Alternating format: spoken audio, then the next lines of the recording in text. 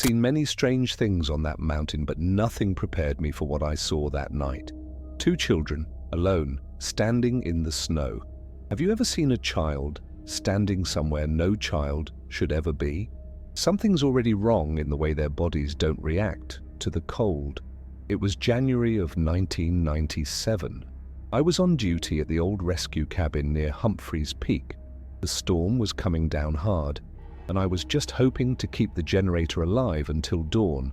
Then, between the gusts, I heard it, a sound that resembled crying, faint, lost in the wind.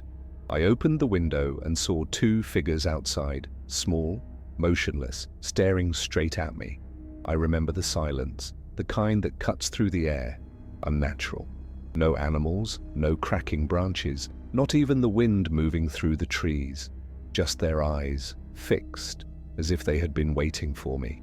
I thought they were lost children, and I swear, all I wanted was to help. But when they opened their mouths, I realized it wasn't the cold making that place feel wrong. It was something trying to look human, and almost succeeding. That winter, I worked maintaining the forest roads and the rescue station. It was a simple place, a wooden structure with a diesel generator, a shortwave radio, and an old iron bed in the corner.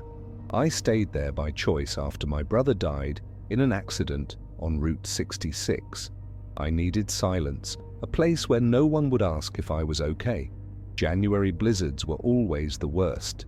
The wind came roaring down from the slopes of Humphreys, sweeping everything away with a force that felt alive. Sometimes I would spend hours just watching the trees bend, the snow striking the window, the crackle of wood in the stove. The loneliness was heavy, but bearable.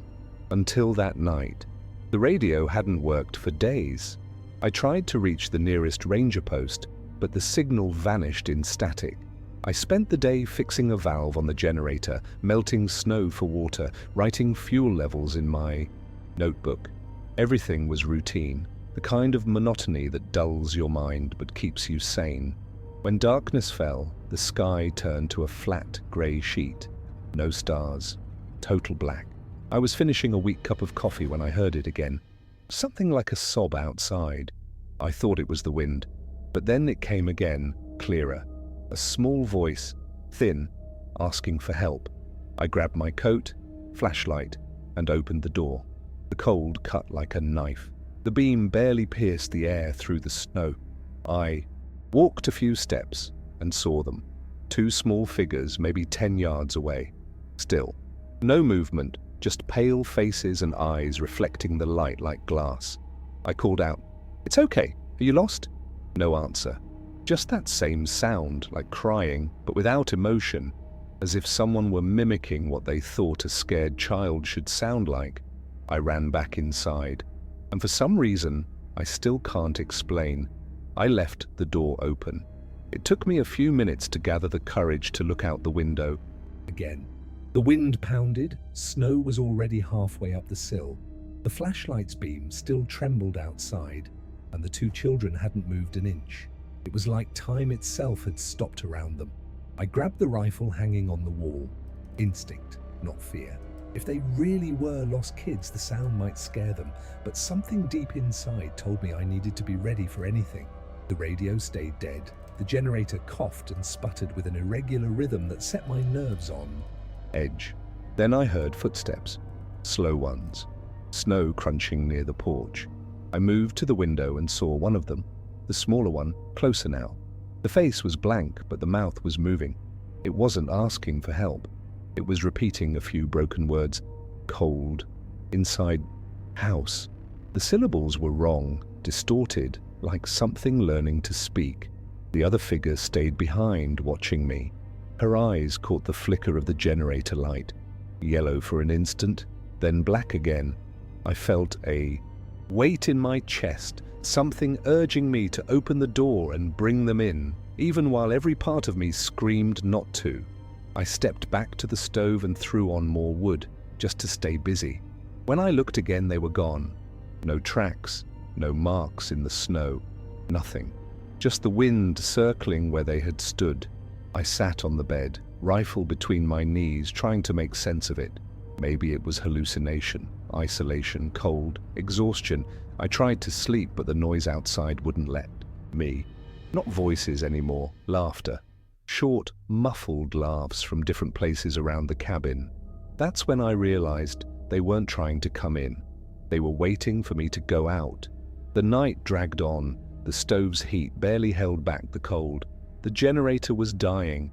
I felt trapped between the darkness and the wind, like the world outside had shrunk to that patch of snow where those two things watched me.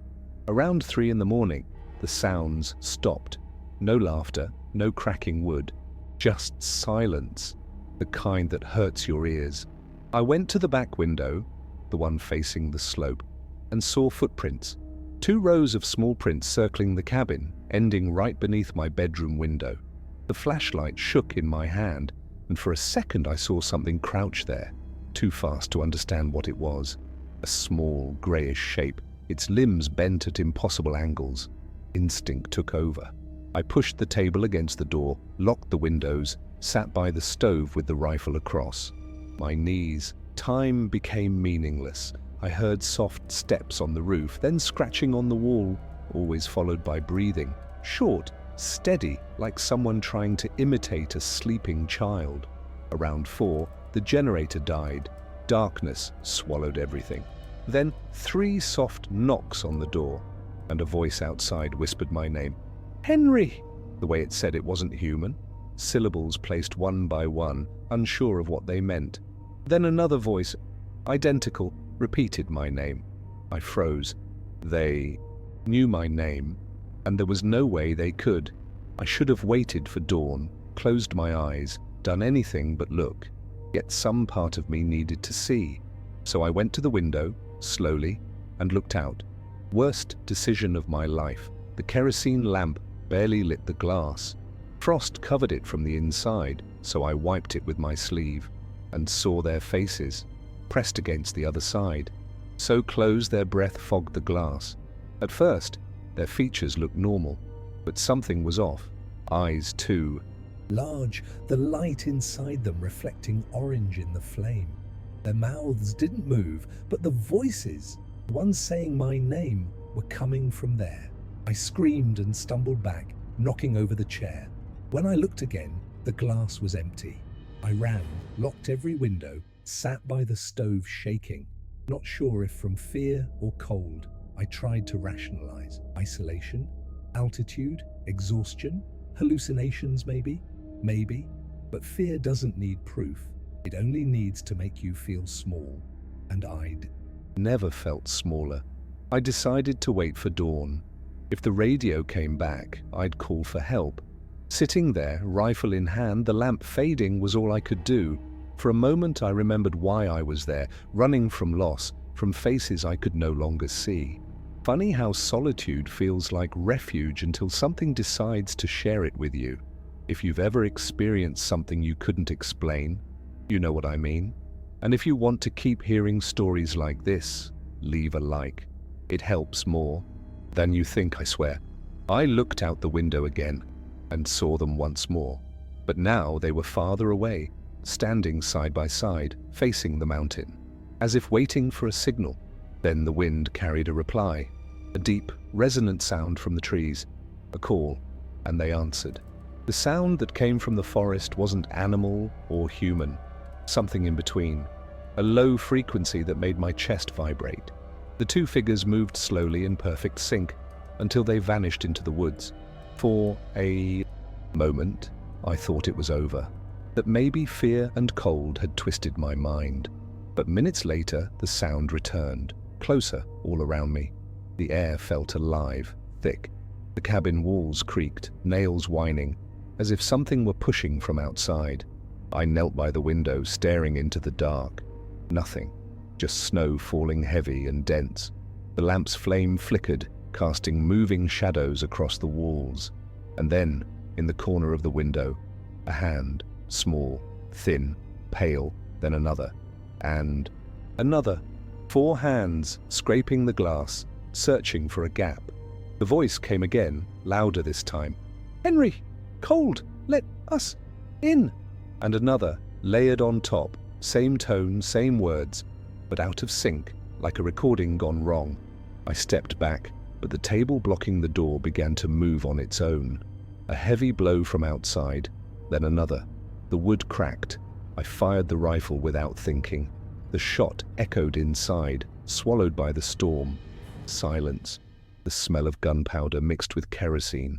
Then, a sharp, unnatural scream, high and distorted, something no human throat could make. The lamp went out, only my breathing, and the snow. When I struck the lighter, they were inside, both of them, standing still. Clothes dry, hair covered in frost, eyes glowing a dull yellow, and then they opened their mouths. What came out wasn't a scream or a word. It was the sound of wind, all of the forest, of everything alive out there. The sound of something pretending to be human. My body reacted before my mind could. I ran through the lamp to the floor. Flames spread fast, licking the dry boards. The children turned their faces at once, as if the fire hurt them. That was my chance.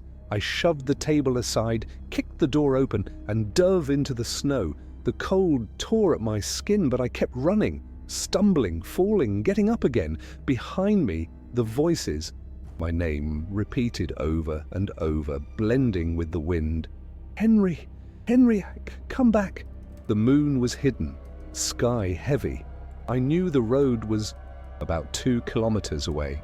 If I followed the valley, I might reach the ranger post. Each step dragged, snow up to my knee.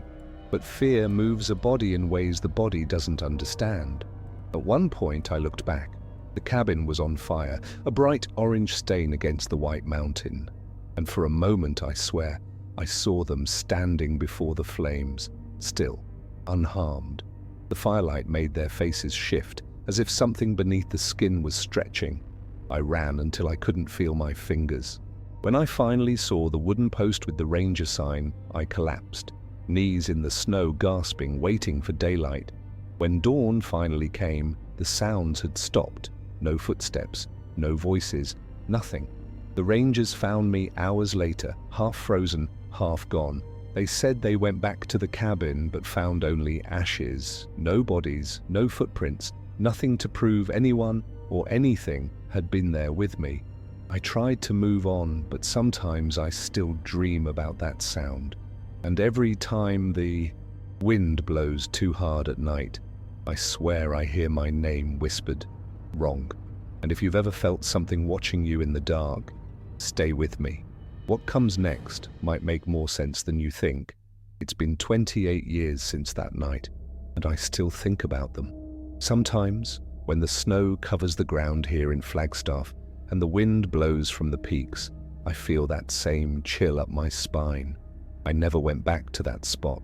The rangers rebuilt the cabin years later, but no one stays there for long.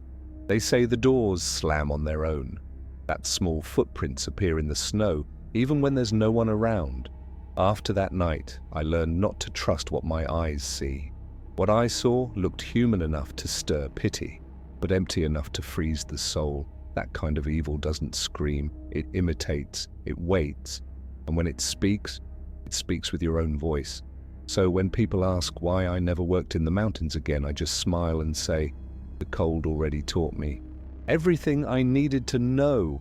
If you made it this far, subscribe and ring the bell.